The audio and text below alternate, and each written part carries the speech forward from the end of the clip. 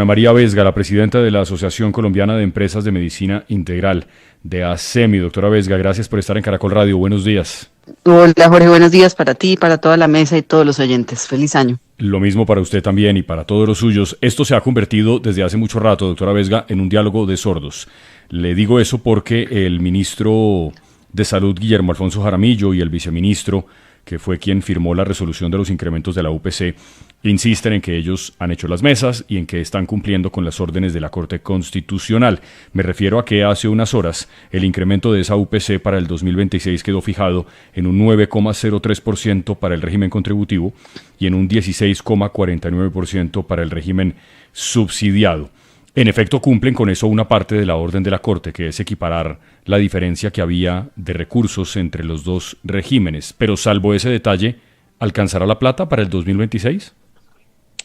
Claramente no, y bien lo indicas. Lo primero hay que decir, ese incremento en el régimen subsidiado no es otra cosa que el cumplimiento de esa orden que le dio la Corte Constitucional al gobierno además hay que decirlo, hace más de 10 años, y la reiteró este año en sendos autos. Finalmente el ministerio acepta ese incremento del régimen subsidiado del 16,5%, que además hay que decir es un régimen donde el 60% de la contratación es con los hospitales públicos. Entonces, pues ojalá esto se traduzca en una mejor atención, en un mejor acceso, en una mejor oferta para la población del régimen subsidiado, que es la mitad de la población colombiana. Pero en el régimen contributivo, ese 9% está muy lejos de las necesidades y sobre todo del consumo que tiene históricamente esa población, que es donde más se gasta. ¿Por qué? Porque es esencialmente la población que está ubicada en las ciudades y es una población que, repito, tiene un nivel de severidad, de siniestralidad mayor histórico. Esto no es que lo digamos nosotros, así lo muestran las mismas cifras del Ministerio de Salud.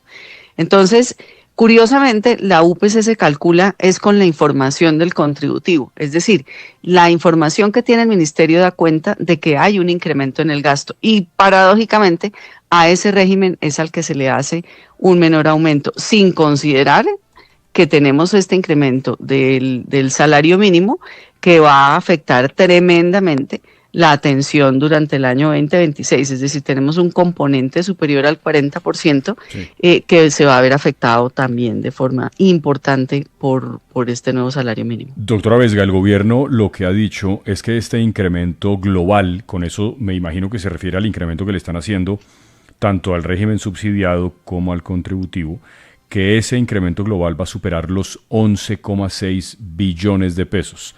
Pero si uno no pone en contexto la cifra de los 11,6 billones de pesos, claro, eso es casi una reforma tributaria. Exacto. Un punto de UPC, la operación que ellos hacen pues es sumar y dividir por 2. Bueno, digamos que uno podría decir que el incremento global, el incremento agregado son más de 12 puntos, cada punto de UPC vale cerca de 1 billón de pesos, le van a entregar al sistema 10 billones o 12 billones de pesos más, pero es que el año 2025 cierra con un déficit de 10 billones también, porque el año pasado nos incrementaron solamente el IPC y se necesitaban 15. Entonces, este año incrementan agregado el 12%, pero nuestros cálculos sin el incremento del salario mínimo, repito, era que se necesitaban 17 puntos.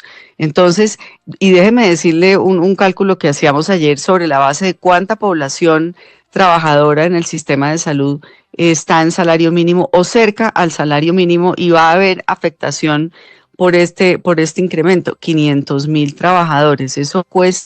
Ese incremento cuesta cerca de 5 billones de pesos más. Entonces, pues sí, le van a entregar 11 billones de pesos o 12 billones de pesos más al sistema, pero es que faltan 20. Entonces, pues seguimos profundizando el hueco y la situación no se estabiliza. Esa es la realidad.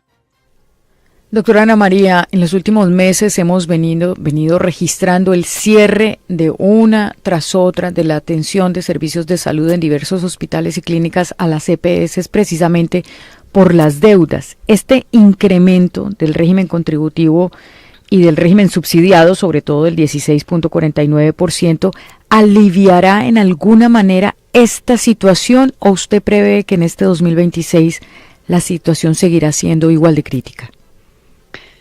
Pues mire, lo primero, eso que usted relata se ha visto principalmente en las EPS intervenidas y entre las intervenidas principalmente en la nueva EPS, donde básicamente lo que hemos visto son 2 años de opacidad, 2 años de 4 interventores más durante esa gestión, una entidad a la cual no se conocen estados financieros y una entidad a la que todos los días, como bien lo indicas, algún proveedor de servicios, un hospital, dice no puedo pagarle más.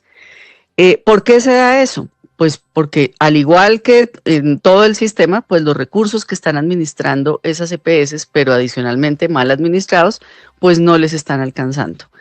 Lo que nosotros advertimos con esta diferencia en el incremento es que muy probablemente los hospitales públicos, que como les dije al inicio, contratan el 60% del régimen subsidiado, van a ver un alivio.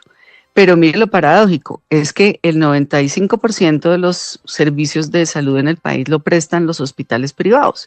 Entonces, se está tomando una decisión de un incremento que, repito, está bien porque esa es una deuda histórica que hay con el régimen subsidiado. Yo en eso quiero ser clara. Pero esa decisión del incremento del 16.5 supone un alivio para la prestación que es cerca del 5% de toda la prestación en el país. Y dejamos el régimen contributivo desfinanciado para pagar pues el resto de atenciones. Entonces, pues las cuentas, repito, no se compadecen con el nivel de gasto que tiene el sistema y con lo que durante un año le ha insistido la Corte al Ministerio. Haga un ejercicio juicioso de cuánto está costando el sistema y revise los rezagos. Eso no ha sido posible. Doctora Vesga, usted dice que en el régimen subsidiado había una deuda histórica que la Corte reconoció en el regaño, que es como el segundo o tercero que le mete al señor Jaramillo, al ministro de Salud, y que por eso es justo que se hiciera ese incremento. ¿El incremento que debió hacerse en el contributivo debió ser del mismo nivel? ¿Debieron incrementar alrededor del 16.5 en ambos? Claro, digamos que eso nos hubiera dejado en un mejor escenario.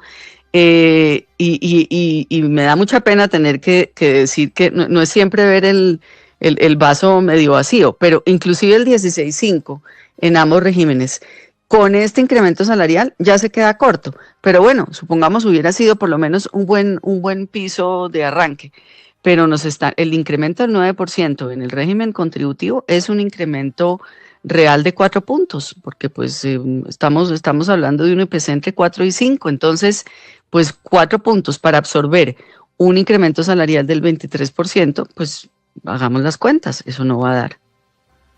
Bien, y finalmente yo supongo que la respuesta es sí, pero puede que no, pues usted es la que sabe del tema.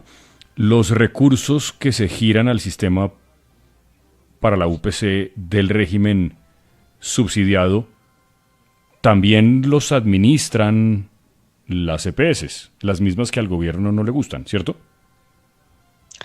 Claro, digamos, la única diferencia leve hoy es que el giro directo, que ustedes saben que es ese mecanismo de pagar a través de ADRES y que ADRES hace la tesorería, pues está generalizado para todos los pagos en el régimen subsidiado, pero la EPS es quien sigue diciendo, es el ordenador del gasto, la que destina a quién le debe pagar la ADRES. Son las mismas EPS en su gran mayoría, EPS, o sea, la gran mayoría del régimen subsidiado está en EPS intervenidas.